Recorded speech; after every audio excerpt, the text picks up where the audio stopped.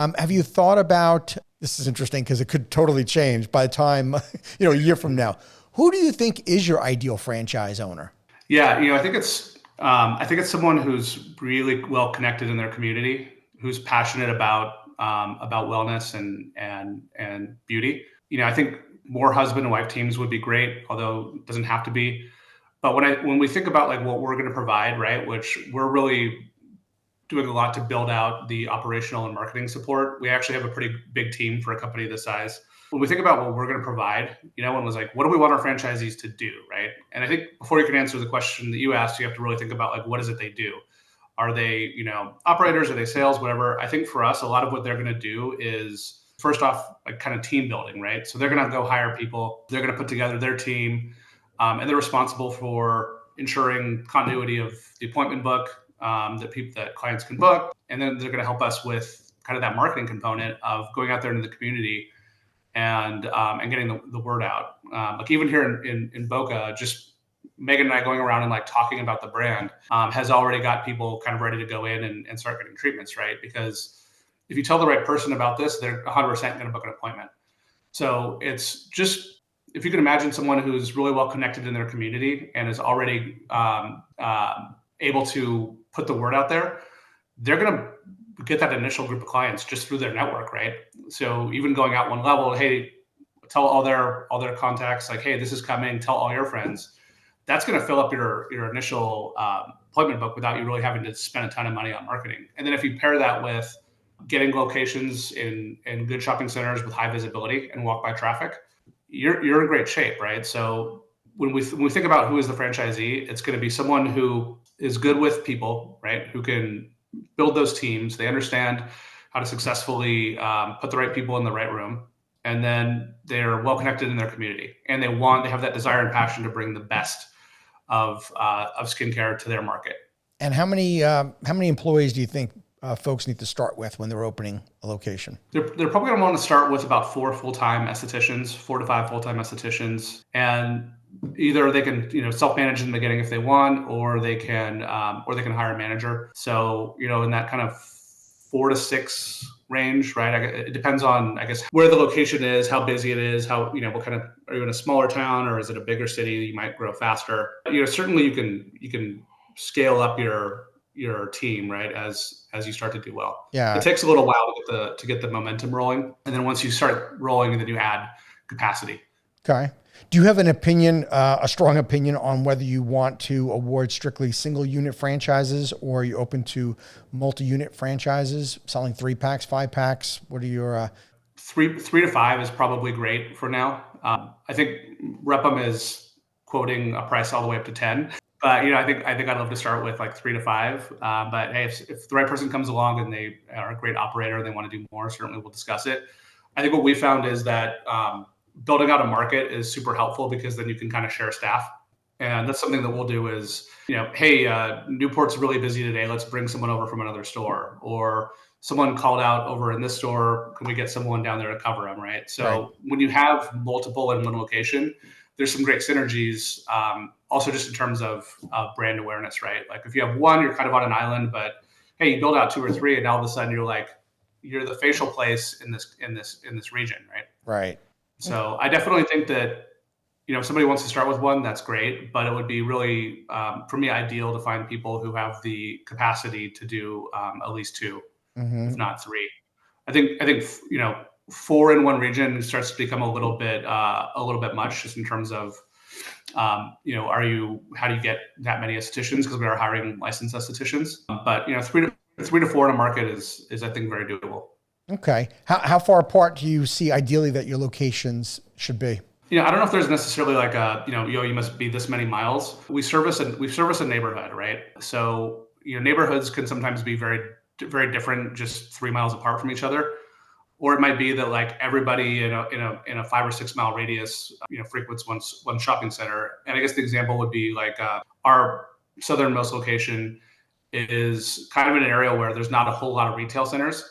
So we're, in my opinion, the best retail center out there in that entire area. So it attracts people from 5, 6, 8 miles away who want to come to that center. Conversely, there's other markets we're in where there's probably people who are 2-3 miles away who will go somewhere closer to them because that's just they don't want to drive like 4 miles, right? So I don't think there's necessarily an answer. We look at it more from demographics. So Replim's had us bring on a software company that kind of builds your territories based on the demographic profile. Smart. So that's more what it's going to look like. And I think, whether it's they're 5 or 6 miles away from each other, whatever it is, it's going to be based on population. Okay. Jason, how is your role going to change or Megan's role going to change once you start awarding franchises? Who's going to be running or in charge of these company-owned locations, and who's going to be leading the franchise part of the business? Yeah, so we're actually not really too involved in day-to-day operations now. Our director of operations, Scott, has been running the existing locations now for over 3 years. We've also have our company trainer, Brooke, who's been with the company for about 10 years, who trains all our staff. Great. She also works on product development with Megan. So we have a pretty good division of labor. Megan is really committed to the product line and building that out, and she's actually launching a bunch of new products, which is very exciting. And she's kind of like the brand architect and genius as well. So a lot of the visual design, the emails, kind of like the marketing components, all the customer touch points is really her vision, and she's incredible at that.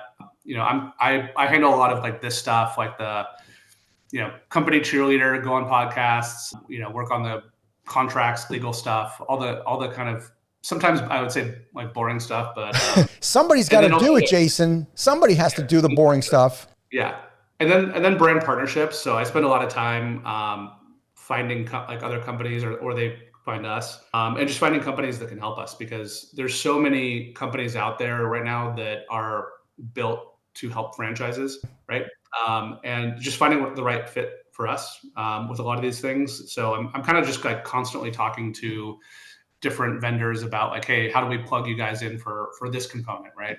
So I guess I would say like facilitating the growth infrastructure is kind of what I do, and it's what I've been doing. So I don't think that's going to change much. Sure. I haven't run day-to-day operations of a store in a long time. So I think when franchisees onboard, a lot of the help is going to come from our operational team. So Scott, and he's got assistants who help him as well. So I don't foresee our role changing that much, other than we're going to be obviously doing some more traveling. Well, it sounds like you guys complement each other really, really well. Yeah, absolutely. Good team. Yeah, and you have the infrastructure together really for franchising. Truthfully, you are much further along than most people that franchise their company. To have somebody in charge of truly the operations and training, and you only have company-owned locations thus far. That's saying something. That's pretty damn good. We got a CMO. I mean, we've got a whole team. I mean, there's probably, I don't know, 10 plus people that are non-store staff, just building on just right now, like kind of building out the entire infrastructure of what this thing is going to become. I believe in growing internally before you grow externally. So Smart. That's what we're doing now is the internal growth.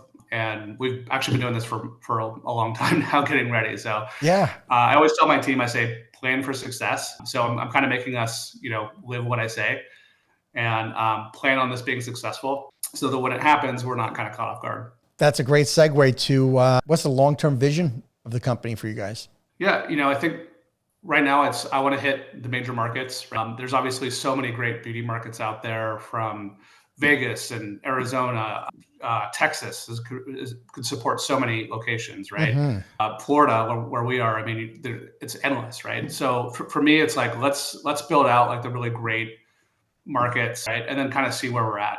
And whether it's opening a couple more corporate ones, I really think that we're going to lean heavily into franchising and see if we can like really build out those major markets. And along the way, we're going to pick up some of the smaller markets too. But I'm excited to see those stores also succeed. I can't say where we're going to be at in 5 to 10 years. I'm just really excited about where it's going and how I see things developing.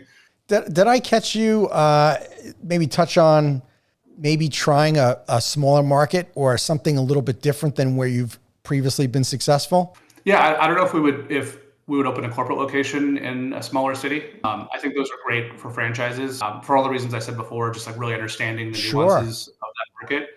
But we've already gotten territory checks for some smaller towns, and I think that's great, right? I don't think you have to be in a big city, right? Because big cities have more competition. So although yes, like it's great to be in a place where the demographics like really make your eyes pop out, but you're going to have 100 plus competitors. Right. So it's better to go into a small city or smaller town where you've got the most unique, coolest thing out there, and no one can compete with what you do. Thank you for tuning into the Emerging Franchise Brands podcast. For additional insights, guest applications, and to stay connected, visit us at efbpodcast.com. The Emerging Franchise Brands podcast is for entertainment purposes only, and the views expressed do not necessarily represent those of Emerging Franchise Brands, its host Frank Fiume, or Emerging Franchise Group LLC. Any discussed franchise or investment opportunity requires thorough investigation, obtaining proper disclosure documents, and expert consultation before making any investment decisions. The podcast and its host do not offer professional advice or endorsements, and they hold no responsibility for actions, representations, accuracy, or consequential damages related to the podcast content.